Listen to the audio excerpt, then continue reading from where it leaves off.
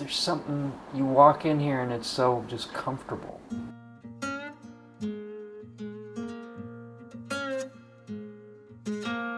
I mean, as a kid, there was more of these shops, and I remember my dad taking me. They were all kind of like this.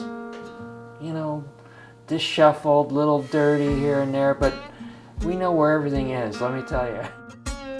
You know, I've always wanted to do this. I saw my dad doing it for years and years, and I go, you know what?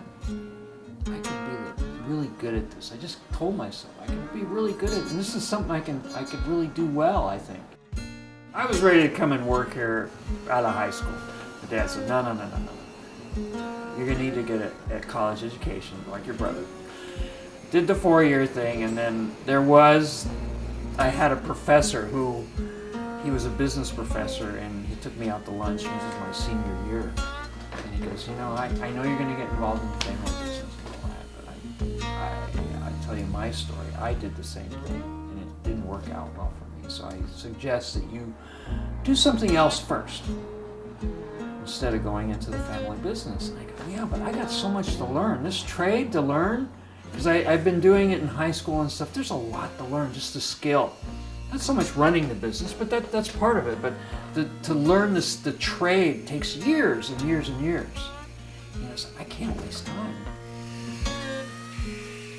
I graduated in '85 from college. So that's when I started full-time here. I just turned 59. And I can tell you, probably the last 15 years, I got confidence I can do just about anything in the trade.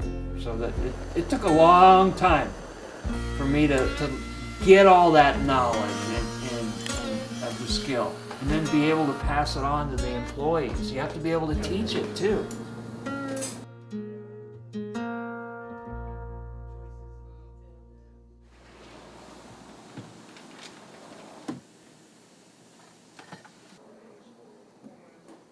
I love what I do.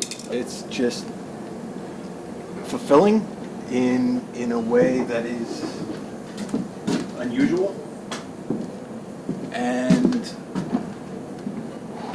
the bosses are great. I work with people that actually care about what they're doing and care about the people that work for them. But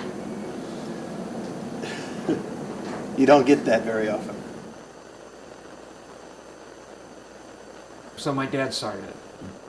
He came here to the United States from Budapest, Hungary. We're Hungarian. So he came out in '56 during the revolution. Him and my mom, my brother, and him escaped Budapest into Vienna.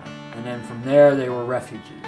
And so he was able to get jobs throughout Europe in silversmithing shops. He got a visa to come here and work, and then he came to work for a shop like this.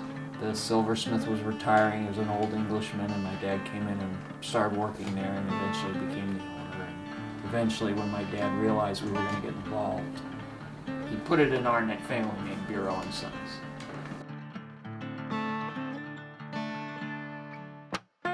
He was still working up to like '89. So my dad bought this building probably in 1977 or so.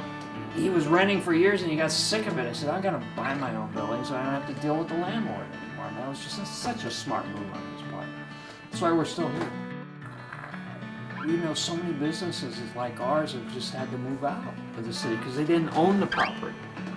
And then they just slowly fade away. Just couldn't afford to rent in this area. It's not good for the trades. But at some point, people will realize, hey, we can't let this die. Usually it's too late, right? But I have to tell you, the last couple of years since we realized, like, my kids weren't going to get involved, it's not easy.